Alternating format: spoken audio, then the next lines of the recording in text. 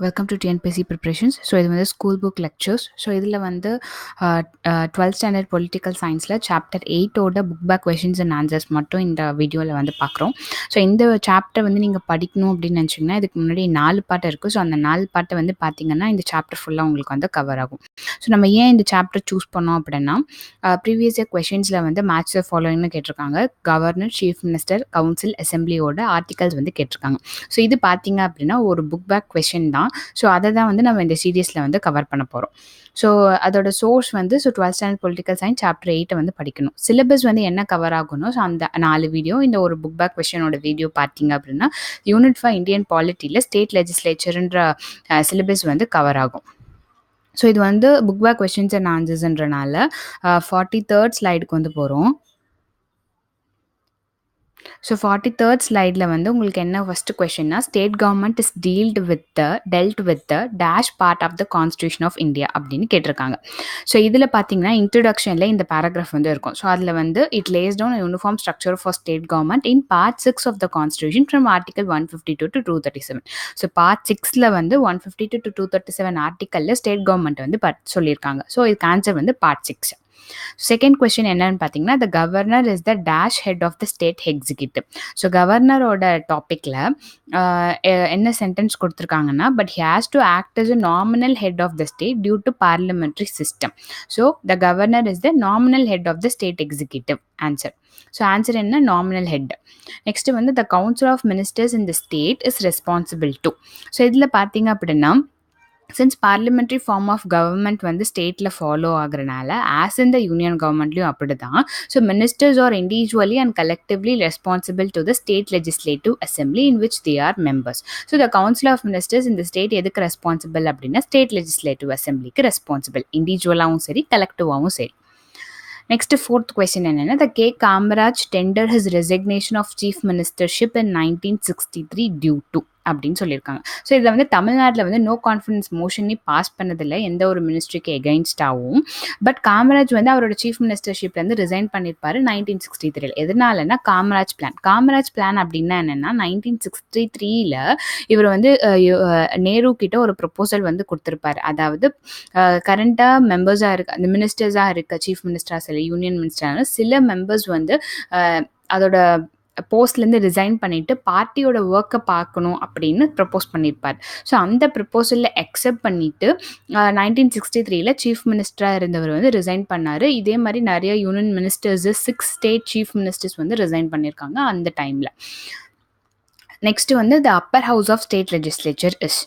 So legislative assembly வந்து lower house இல்லை first chamber இல்லை பாப்புலர் சேம்பர் அப்படின்னு சொல்கிறாங்க. ஸோ லெஜிஸ்லேட்டிவ் கவுன்சில் தான் upper house, second chamber. So இதுக்கு ஆன்சர் பார்த்தீங்க அப்படின்னா upper house of state legislature is legislative council. Next 6th question வந்து the judges of high court are appointed by. So இதில் வந்து ஸோ ஹைகோர்ட்டில் யார் இருப்பா, சீஃப் ஜஸ்டிஸ், மற்ற ஜட்ஜஸ் இருப்பாங்க. So chief justice is appointed by the president of India, மற்ற ஜட்ஜஸும் பிரசிடென்ட் தான் அப்பாயிண்ட் பண்ணுவார். So judges of high court are appointed by president of India. Next 7th question வந்து the tenure of member of legislative council. So members of legislative கவுன்சிலோட tenure என்ன அப்படின்னு கேட்டிருக்காங்க. So இதில் பார்த்தீங்க அப்படின்னா மெம்பர் ஆஃப் த கவுன்சிலுக்கு வந்து 6 year டென்யூர் இருக்கும், அவங்க ரீஎலெக்ட் பண்ணலான்னு சென்டென்ஸ் இருக்கு சொல்லியிருக்காங்க. So 6 year tenure. அப்போ tenure of member of legislative council என்ன இருக்கும், 6 years. நெக்ஸ்ட் வந்து the administrative head of a department இந்த செக்ரட்டரியோட அட்மினிஸ்ட்ரேட்டிவ் ஹெட் யாருன்னு கேட்டிருக்காங்க. ஸோ அந்த பேரல் பார்த்தீங்க அப்படின்னா பொலிட்டிக்கல் ஹெட் வந்து மினிஸ்டர்னும் அட்மினிஸ்ட்ரேட்டிவ் ஹெட் வந்து செக்ரட்டரின்னு சொல்லியிருக்காங்க. ஸோ அட்மினிஸ்ட்ரேட்டிவ் ஹெட் தான் நம்மளுக்கு கொஸ்டினில் கேட்டிருக்காங்க. ஸோ செக்ரட்டரி தான் ஆன்சர். ஸோ நெக்ஸ்ட் வந்து 9th கொஸ்டின் வந்து 5 kinds of writs are habeas corpus, mandamus, certiorari, prohibition. So இன்னொரு ரிட் என்ன அப்படின்னு கேட்குறாங்க. So 5 kinds of writs, there are 5 writs, namely habeas corpus, mandamus, prohibition, certiorari, quo warranto. So answer வந்து quo warranto. Next வந்து the district administration is days administration. So district administration வந்து basic unit of administration இந்தியாவில். Next வந்து match the following. So இங்கே பார்த்தீங்கன்னா 6 articles கொடுத்து அதை match பண்ணி சொல்லியிருக்காங்க. இதில் 4 தான் வந்து நம்மளுக்கு வந்து குரூப் 4 எக்ஸாமில் வந்து கேட்டிருக்காங்க. ஓகேவா? So first article 370. So article 370 என்ன சொல்லுது, இது வந்து இன்ட்ரோடக்ஷன்லேயே தான் கொடுத்துருப்பாங்க. So state of Jammu and காஷ்மீருக்கு வந்து செப்பரேட் கான்ஸ்டியூஷன் இருக்குது அண்டர் ஆர்டிகல் 370. ஸோ ஆர்டிகல் 370க்கு இதுக்கு ஆன்சர் என்ன வரும், உங்களுக்கு JNK வரும். நெக்ஸ்ட் நெக்ஸ்ட் வந்து ஆர்டிகல் 153 என்ன சொல்லியிருக்காங்க, normally there shall be a governor for each state according to article 153. So article 153 talks about governor.